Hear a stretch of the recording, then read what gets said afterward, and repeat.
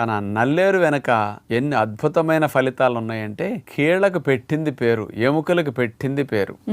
ఎముకలు పుష్టిగా ఉండటానికి, విరిగిన అతకటానికి, ఆస్టియోపోరోసిస్ లాగా ఎముకలు గుల్లబారిపోకుండా రక్షించడానికి, కీళ్ల సందులో ఇన్ఫ్లమేషన్ తగ్గించడానికి, అంటే శరీరంలో ఉండే ఎముకల గూడంతటికి అద్భుతమైన లాభాన్ని ఇది కలిగిస్తుందని చెప్పొచ్చు. సాధారణంగా ఒక సామెత ఉంటూ ఉంటుంది, ఏదైనా పని సులువు గురించి చెప్పడానికి అది నాకు నల్లేరు మీద నడక లాంటిది అని చెప్తూ ఉంటారు. మరి ఆ సామెతలో వింటం తప్ప చాలా మందికి అసలు నల్లేరు ఎలా ఉంటుందో కూడా తెలియదు. కాబట్టి వాళ్ళకి ఒక పిక్చర్ కూడా చూపిద్దామా?